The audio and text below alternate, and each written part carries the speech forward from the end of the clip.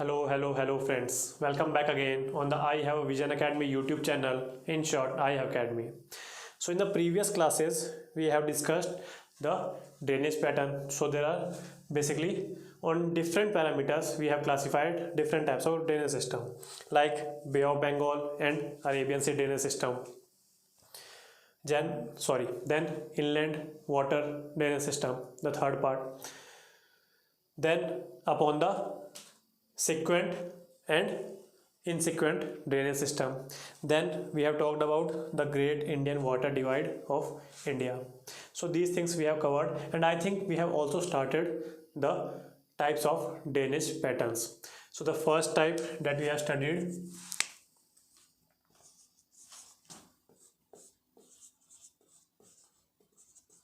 was trellised.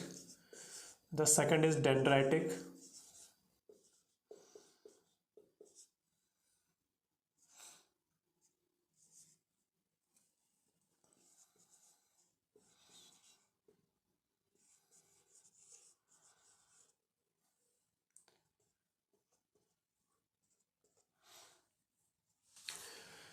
So the first one,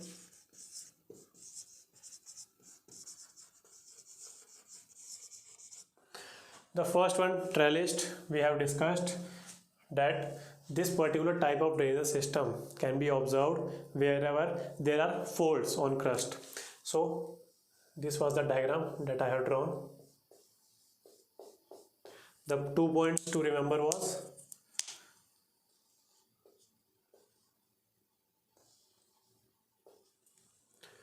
this angle is 90 degree,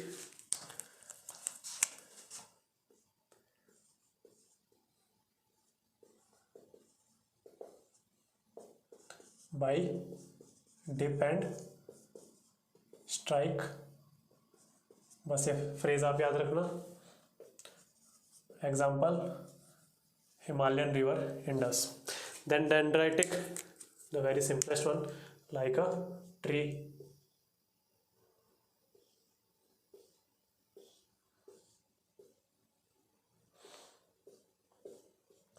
So this is dendritic one. Then comes the rectangular. देख लेते हैं. So basically the difference between rectangular and trellised is the rectangular pattern will occur in well jointed rocks, and in jointed rocks these are the lines of weaknesses. Wherever the two kind of minerals are joined together, so at that particular line, this will be called the line of weakness, जहाँ से crack develop होना start होता है. So the river will go through these crack, as well as tributaries also come on to these zones of or lines of weakness. So again we can see, yes, 90 degree पे join हो रहा है ये दोनों चीज़ें. यहाँ dip and strike method से हो रहा था, बट यहाँ the reverse will flow along the lines of weakness. तो कौन सी? वेल जॉइंटेड रॉक्स में ज़्यादा पाए जाते हैं. अच्छा, डेंड्राइटिक कहाँ पाया जाता है? फ्लैट या अनड्यूलेटिंग टेरेन, है ना, low velocity of river. This all phenomena we will see when we are discussing the different age of river, like youth stage, then old stage, middle stage. So हम बाकी classes में ये सब पढ़ने वाले हैं. This was rectangular. Another thing is centrifugal.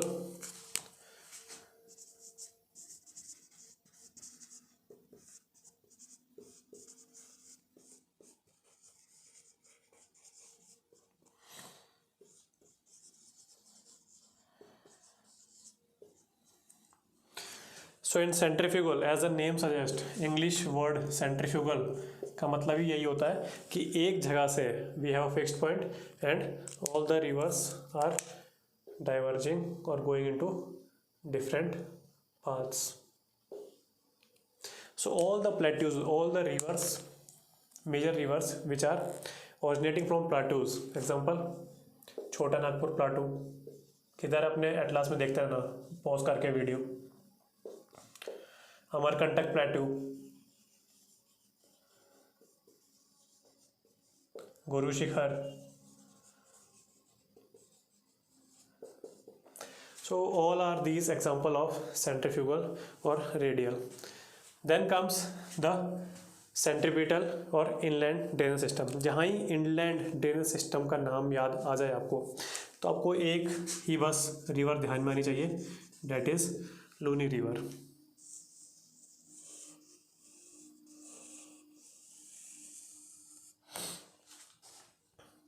So this is our Indian map. आपको थोड़ा समझ आ गया होगा. सेंट्रीपिटल मतलब कि कहीं पास में आ रही है, ठीक है. रिवर कहाँ आ रही है? Luni river. If you open your atlas as, Luni river Aravalli से ओरिजिनेट होगी. These are Aravallis. अरावली से ओरिजिनेट होगी and this upper portion is called great Rann of Kutch. आप देखते रहिए अपने एटलस में. So this is the upper portion is great Rann of Kutch and here you will find little Rann of Kutch. So कहाँ गिर रही है एक बार देख लेना, लूनी रिवर. एक और रिवर निकलती है अरावली से विच इज़ कॉल्ड बानस रिवर. तो एक बार आप बानस रिवर की भी लोकेशन देख लीजिए. और ये जो मैं कुछ पॉइंट्स बता रहा हूँ एक बार वो आप नोट कर लीजिए, मैप में देखते रहिए, उसके बाद नोट करिए. The first thing is regarding the state of Gujarat. Little run में आपको कौन सी सेंचुरी दिख रही है? एटलस में देखिए, you will find Indian wild ass sanctuary. Just on top of that in the great Rann you will be finding the Kharai camel. So Kharai camel का पिछले पास्ट ईयर क्वेश्चंस में भी यूपीएससी ने क्वेश्चन पूछा है. These are known as swimming camels. तो ये swimming के लिए जाने जाते हैं ये वाले खराई कैमल्स. नाल सरोवर नेशनल पार्क आपको दिख रहा होगा, देखिए. तो Nal Sarovar national park is famous for sarus crane. This is also a past UPSC question. The UPSC has asked us that a small bird which we will be observing that sits on the hump of a buffalo, wild buffalo. तो उस छोटी सी bird का नाम पूछा था and one of the option was सारस crane. सो सारस crane अगर आपको ये पता होता, it is the heaviest flying bird in India, तो आप उसको टिक नहीं करते, ठीक है. वो शायद से कॉमन ब्राउन स्पैरो या कुछ एक और था, तो वो उसका आंसर था. So Sarus crane is the heaviest and largest flying bird in India. Then you will find Gir National Park over here. So Gir National Park आपको पता है किस लिए फेमस है? एशियाटिक लॉयंस के लिए. Then coming to the state of Rajasthan, अपने map में देखते रहिए. In the northern Rajasthan you will find Desert National Park which is famous for Great Indian Bustard. ठीक है, हमेशा आए दिन Great Indian Bustard न्यूज़ में रहता है, एक बार जाके सर्च करिए उसके ऊपर. Crossed line you will be able to find out along the border of the Rajasthan as well as Pakistan. वो अच्छे से लाइन देखिए, that is nothing called but Indira canal. जो छोटे तो नहीं बोलूँगा, बट जो नीचे वाले एग्ज़ाम्स हैं, नीचे वाले ही बोल रहा हूँ मैं, पर आप समझ जाओ, जो एसएससी एग्ज़ाम्स हैं या एफकैट है, सीडीएस है, इन सब में ये वाले सवाल पूछे जाते हैं. कौन से? कि इंदिरा कैनाल कहाँ पाया जाता है, ईस्ट में राजस्थान के, वेस्ट में राजस्थान के, तो आपको पता होना चाहिए. Then we have number of national parks like Sariska, Ranthambore, Keoladeo. And Keoladeo को एक और चीज़ बोला जाता है, क्या बोला जाता है? Yes, Bharatpur bird sanctuary. तो ये सब आप एक बार देखिए. दो रिवर्स की मैं बात कर रहा था, वो कहाँ से ओरिजिनेट होती है? अरावली से ही. बानस एंड सरस्वती. बानस एंड सरस्वती देखिए, और वो कहाँ जाती हैं ये भी देखिए. So Banas and Saraswati goes to little Rann. So ये एंटायरली हमने थोड़ा सा मैप भी कवर कर लिया. एक बार दमन एंड दीव की लोकेशन देखना. दमन एंड दीव की लोकेशन, अभी तो दमन and Diu, Dadar and Nagar Haveli combine कर दिए हैं यूटीज़, बट दमन और दीव की अगर आप लोकेशन देखोगे तो उसमें आपको ये दिखेगा कि they are entirely in Gujarat. देखिए एक बार, दिख गया। अच्छा, आपको बेसिक्स तो पता ही होगा, this is gulf of Kutch, this is gulf of Khambhat. तो ये गल्फ ऑफ कैम्बे का है फिर, yes, the English name of Khambhat is gulf of Cambay. तो ये ध्यान रखना, छोटी छोटी चीज़ें। एक और क्वेश्चन आया था यूपीएससी में कि एरिड स्टेट्स कितने हैं, तो हमको पता होना चाहिए there are only 3 arid states, Gujarat, Rajasthan and the Ladakh portion. ठीक है, वन मोर,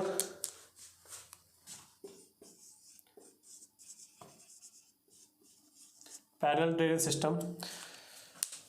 सो अगर आप यहीं नीचे चले जाएंगे,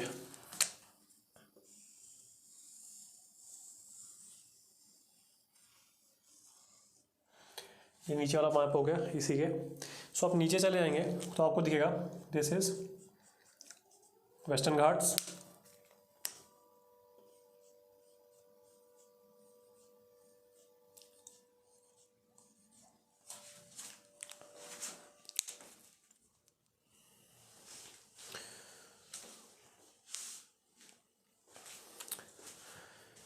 सो these are western Ghats.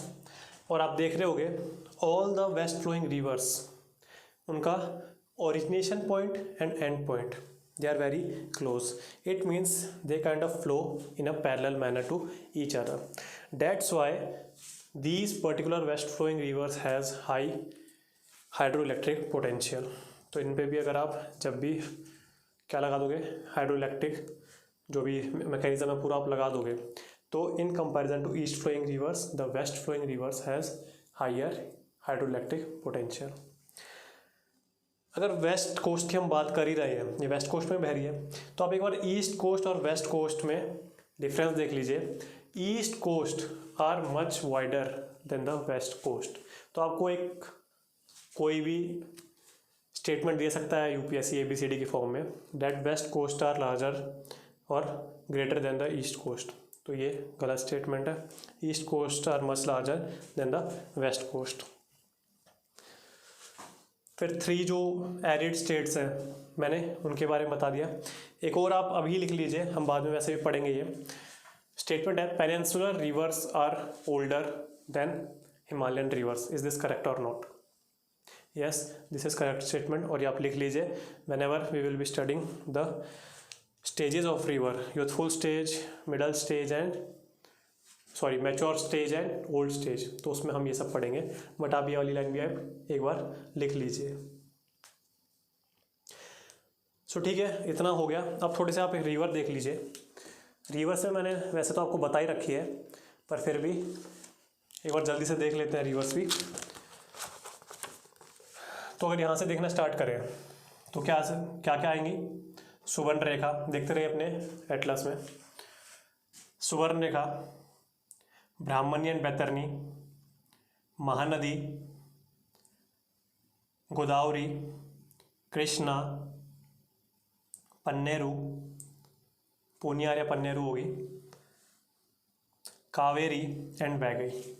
So these are all the east flowing rivers. कैसे याद करनी है? जब भी हम रिवर्स के topic at the end of the geography course discuss करेंगे उसमें मैं बता दूंगा कैसे याद करनी है। उसके अलावा थोड़ा और गंगा का रूट, इंडस का रूट देख लीजिए। देखिए, अगर एक स्टेटमेंट आ जाए आपके पास, there are only the peninsular tributaries of river Ganga, so it is correct और इनकरेक्ट? बताइए।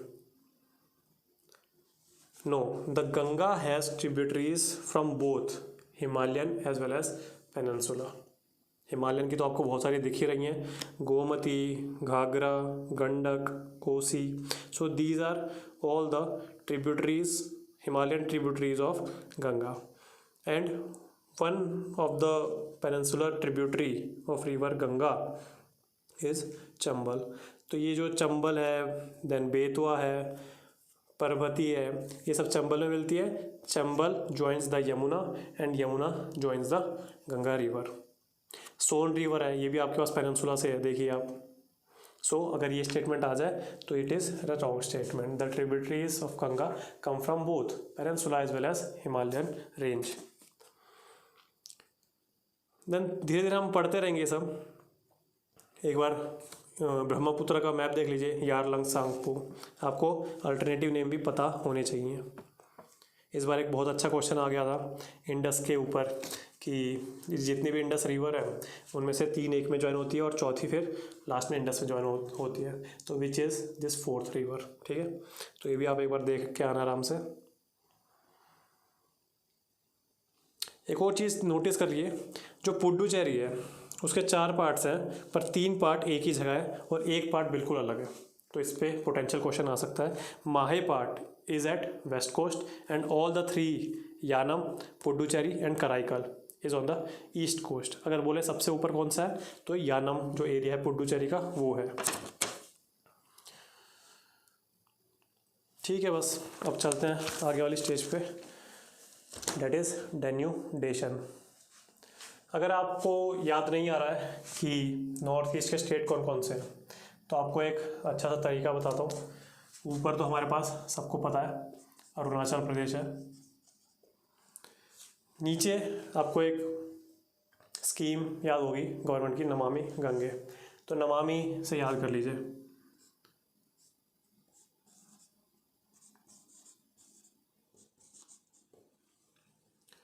Nagaland, Manipur, Mizoram and this is here Tripura. So these are north eastern states. बीच में बड़ा सा आसाम आ जाएगा। इधर वेस्ट बंगाल है, पर वेस्ट बंगाल की एक आर्म ऊपर तक ज्वाइन हो जाती है यहाँ तक। इसके ऊपर सिक्किम चले जाएगा आई थिंक। तो एक बार देखते रहिए मैप्स भी। एक लास्ट और है यहाँ FG, that is barbed, but this particular thing we will study in river capture, so absorb this first.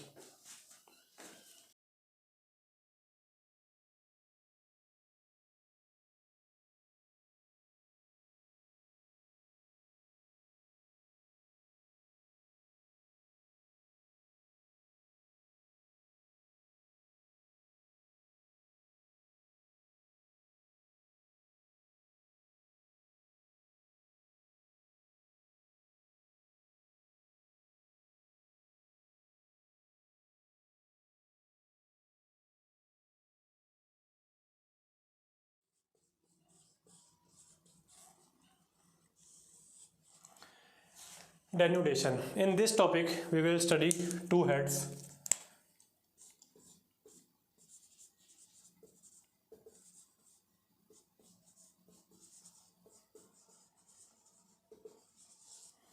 Erosion and weathering. So what is denudation? Basically it means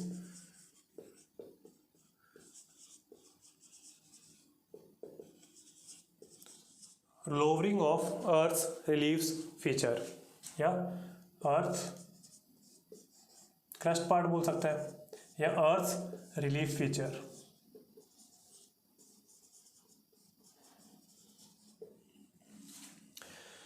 now lowering हो रही है अर्थ के relief feature की, तो internal होनी चाहिए external of course due to the exogenetic forces, endogenetic नहीं, exogenetic forces this lowering of earth is taking place. So एक ये सिंपल स्टेटमेंट ही आ सकती है कि लोवरिंग ऑफ अर्थ और denudation the main sole factor is exogenetic. तो it is correct और not? Yes, it is correct. So the factors which affects the denudation or which causes the denudation is purely exogenetic factors. So low denudation मैंने बताया 2 प्रकार की हो सकती है, erosion में और वेदरिंग में। So हम सबसे पहले पढ़ेंगे वेदरिंग।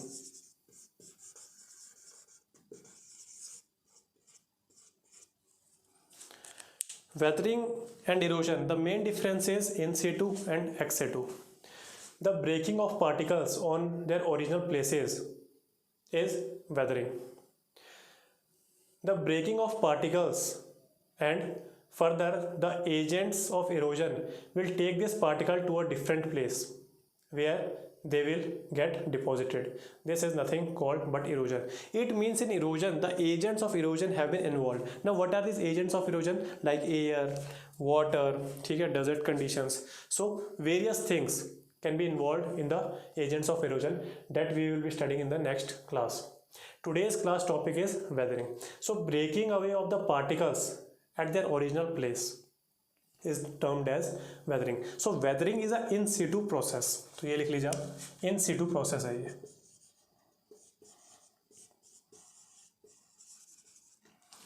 अच्छा, ये जो डेन्यूडेशन है, 2-3 पॉइंट और बताता हूँ. ये कौन से टाइप्स ऑफ रॉक में ज़्यादा होगा? हार्ड रॉक्स या soft rocks? ऑफकोर्सली soft rocks. The example of soft rock is sedimentary rocks. So if we compare sedimentary rocks and on one side and on the other side the igneous and metamorphic rocks, so it is highly probable that these sedimentary rocks will denude more easily. So this is another thing. अगर एक term है छोटी सी, आपको पता नहीं आ जाए GC Leong में, this is the main rock. The breakaway structures, small structures, are called regoliths. So ये आप ध्यान रखना. Weathering is a in situ process, I have told you. Now there are different types of weathering, like physical, chemical and biological. So these are different types of weathering, and now we jump straight to the factors of weathering.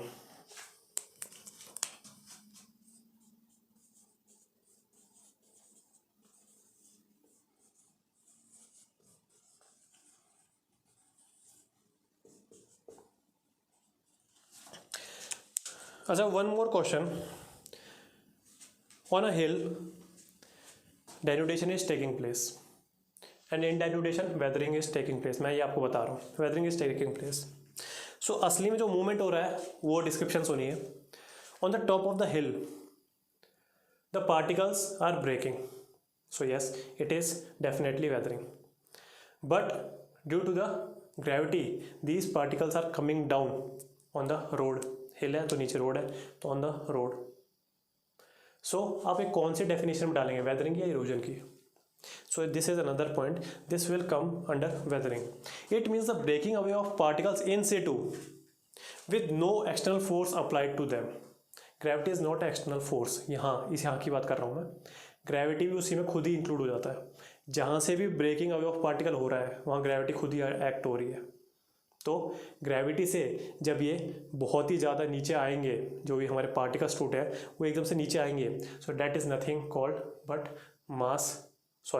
Landslide और mass wasting. तो ये भी हम बाद में पढ़ने वाले हैं. So physical, chemical and biological. अब हम आ जाते हैं फैक्टर्स ऑफ वेदरिंग में. अभी मैंने बताया टाइप ऑफ रॉक. मैंने आपको बता चुका है sedimentary rocks are more prone to weathering if we compare it with metamorphic rocks. The second is climate. So in this climate part,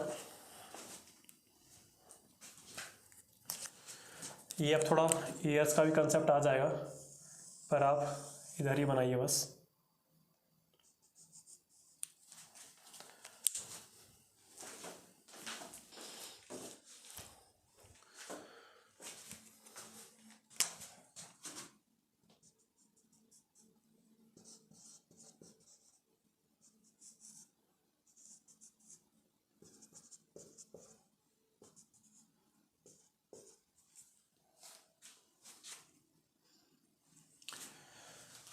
So this is our earth and all the nomenclature we will be studying in the कौन सा part में, जब हम winds पढ़ेंगे उस part में हम ये सब पढ़ेंगे. This is equator. 10 degree north and south to equator is equatorial region. 25 to 30 is called subtropical high region. Understood. यहाँ टेम्परेट रीजन आ जाता है, यहाँ पोलर आ जाता है. At the end of the geography course you can able to relate. अगर आप वापस नोट्स रिवाइज करेंगे you will able to relate all the things. ठीक है, एक बार में समझ नहीं आती जोग्राफी, पर धीरे धीरे जैसे आप पढ़ते रहेंगे you are going to understand new and new concepts while interrelating it. Temperate, this is subtropical high, and this is equatorial region. So we are talking about climate. Now in different climates the rate of weathering can differ, like also the type of weathering can differ. In equatorial region, as there is heavy downpour in the equatorial region, that's why the chemical weathering dominates over there. Physical भी होगी but the chemical weathering dominates over there. The second thing is in subtropical high pressure belt. So basically all the deserts are in subtropical high pressure belt. तो वहाँ हमको क्या मिलेगा? We will find the predominance of physical weathering. Then in temperate में हमें both मिलेगा, chemical as well as physical, but the high chances is of physical. Then the last is polar. In polar, both or all three of weatherings are very less in nature because this ice, the formation of ice will protect all the rocks beneath. So that's why हमें polar में weathering सारी कम देखने को मिलती है. Understood? And the last is the biotic factors. तो जो हम बायोलॉजिकल फैक्टर्स पढ़ रहे हैं एंड दिस बायोटिक फैक्टर्स आप इंटररिलेट कर लेना क्योंकि एक ही चीज़ है ये. तो कहाँ से स्टार्ट करें? सबसे पहले स्टार्ट करते हैं बायोटिक. सुनते ही जो दिमाग में आता है that is plants. Plants will aid in weathering as well as they prevent weathering. How they aid in weathering? If you plant a banyan tree और let's a mango tree in your garden, its root will penetrate deep enough that they will able to destroy number of sedimentary rocks. नीचे जितने भी rocks हैं सबको तोड़ देगी root बढ़ते हुए. So that's why the plants aid the weathering. In the second part, some of the plants are there which will, or for instance ये बनियान और जो मैंगो ट्री है, अब जब इनकी एक बार जड़ नीचे तक पहुंच गई, जो इनकी वाइड एक्सटेंसिव रूट सिस्टम है, ये इसने एक बार अपनी पकड़ जमा ली धरती में, तो अभी धरती और मिट्टी को छोड़ेगी नहीं, आपको अच्छी तरह पता है. So that's why it helps in preventing the weathering process. So they comes under both. Plants के बाद हम क्या पढ़ेंगे? जो प्लांट्स में रहते हैं माइक्रो ऑर्गेनिजम्स लाइक अर्थवॉर्म. आप लिख लेना अच्छे से. Earthworm, lichens,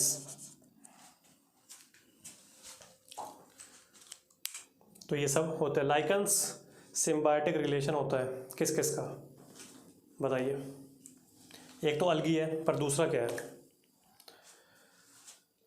so micro organisms as they travel through fields और forest they will secrete some acids. These acids will disintegrate the rocks in smaller particles.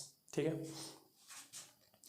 Then micro organism से भी बड़ा we will have animals. Which kind of animals? Especially the burrowing animals which used to dig their holes like rats, rodents, beavers. So all these burrowing animals will disintegrate the rocks, hence forming some soil or smaller number of rocks. तो इससे भी it aids in the process of weathering, है ना. हम क्या पढ़ रहे हैं? फैक्टर्स ऑफ वेदरिंग में. The first is type of rock, climate, and now we are discussing the subtypes of biotic factors. Plants में कौन रहता है? Micro organisms. माइक्रो ऑर्गेनिज्म से बड़ा क्या है? एनिमल्स. एनिमल से बड़ी चीज़ क्या है? ह्यूमंस. सो ये जो एंथ्रोपोसिन एरा की हमने पहले बात की थी, humans are helping in weathering process also. ठीक है. और हम देखेंगे सॉइल इरोजन प्रोसेस में भी हेल्प कर रहे हैं. कैसे?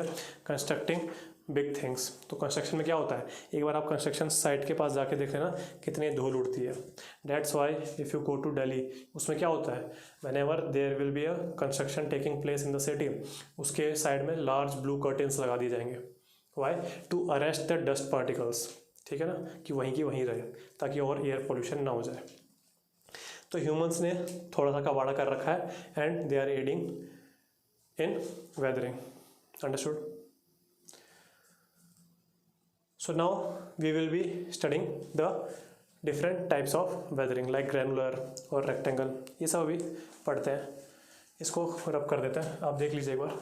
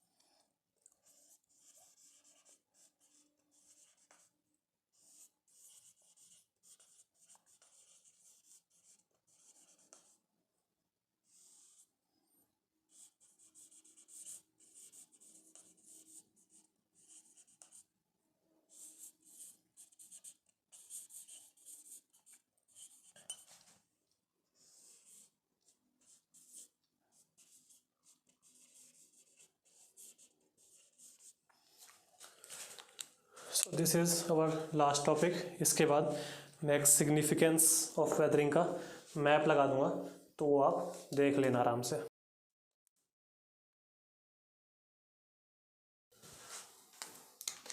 So in the physical weathering we have granular, block disintegration, shattering, exfoliation, और एक और है कि सुपर इनकम्बेंट लोड जब हट जाता है हिल्स के एरिया से तो वहाँ भी वेदरिंग हो जाती है मास मूवमेंट के तौर पे। वो हम इतना ज़्यादा इंपॉर्टेंट नहीं है, आप अभी ये देखिए। So physical weathering, the mechanical disintegration of particles, ठीक है, कुछ फोर्स लग के मैकेनिकल डिसइंटीग्रेशन हो रहा है। तो ग्रैनुलर में suppose this is a rock, these are the crystals. So crystals will be darker in color. So whenever there will be a sunlight, so expansion of crystals are much more than the whole of the rock body. So इससे क्या होगा, धीरे धीरे crystals निकल के गिरने लग जाएंगे and thus the whole block of rock will disintegrate. So such type of disintegration is known as granular weathering. Second is block, पता ही है, एक ही अगर जोन ऑफ लाइन है, जोन ऑफ वीकनेस है, तो को पूरा का पूरा ही थोड़े दिन में अलग हो जाएगा और इसी को बोलते हैं block. So block disintegration. Shattering, कोई भी एंगुलर कट्स पे वेदरिंग हो, this portion will come out, so इसको बोल देते हैं shattering. Exfoliation is also known as onion piling.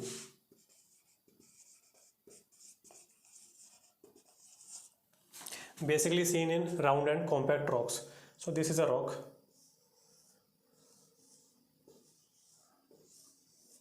As you will know, in the sunlight, the rock will absorb the sunlight.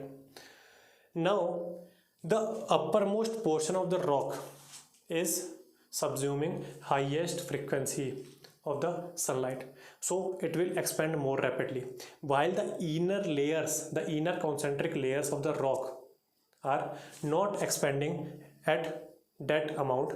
Why? Because there is not ample amount of sunlight in the inner side of the rock. बहुत ही logic सी बात है. सो बस ऊपर वाली जो हमारे पास rock का structure है, रॉक का सरफेस है, in the daytime it will expand, in the night time it will contract. So this expansion and contraction process will peel off the uppermost layer only. That's why अगर बहुत ही बड़ी बड़ी parts अगर आपको ऐसे गिरते हुए दिखेगा तो ये ऑनियन पीलिंग की तरह होता है जब हम ऑनियन छीलते हैं, प्याज हम छीलते हैं. So this is called onion peeling, known as exfoliation. Coming on to the chemical part, we have solution, carbonation, hydration, oxidation. Oxidation हमने बहुत बार पढ़ा हुआ है. क्या होता है? Yes, the famous example, rusting of iron. So क्या होता है? रेडिश ब्राउन कोटिंग आ जाती है उसके ऊपर. कोटिंग आती है तो क्या होता है? आयरन में से वो खुरदरी कोटिंग या रस्ट निकलना स्टार्ट हो जाती है. सो रॉक्स में भी सिमिलर प्रोसेस होता है. एसिड्स रॉक्स पे गिरते हैं जिससे ऑक्सीडेशन हो जाता है, and due to this oxidation process the rust will generate और accumulate on top surface and then it will weather out. So ऐसे ही पूरा रॉक खाली हो जाएगा. हाइड्रेशन, मिक्सिंग और एडिंग अप ऑफ वाटर. जैसे ही वाटर ऐड हो जाएगा उसके बाद बहुत सारे प्रोसेस होते हैं. अगर बार बार वाटर हिट कर रहा है एक ही जगह तो वो क्रैक डेवलप कर लेगा, धीरे धीरे पार्टिकल जाने लग जाएंगे. तो ये भी एक प्रोसेस है. In the carbonation, in the environment class or in the geography class also, we will see the concept of acid rain. So these all the chemicals, SOx, oxides of sulfur, oxides of nitrogen, carbon dioxide, all these are factors of generating the acid rain. So acid rain contains carbonic acid. When this carbonic acid will react with the rocks, then carbonation process will happen and eventually the rock will get disintegrated. Solution process, the rock is a accumulated mineral or aggregated mineral. This mineral जब water का particular action होता रहेगा इस पर, so this mineral will get eventually dissolved in the water. That is nothing called but solution. So ये हमने सारा types पढ़ लिए. बायोलॉजिकल का मैंने आपको बता रखा है, आपको बायोटिक में ही यहाँ पूरा फिलअप करना है. So this was whole of the today's class. अगर आपके concepts are getting cleared, please give it a like, share it with your friends and subscribe to our YouTube channel. तब तक के लिए goodbye. जय हिंद.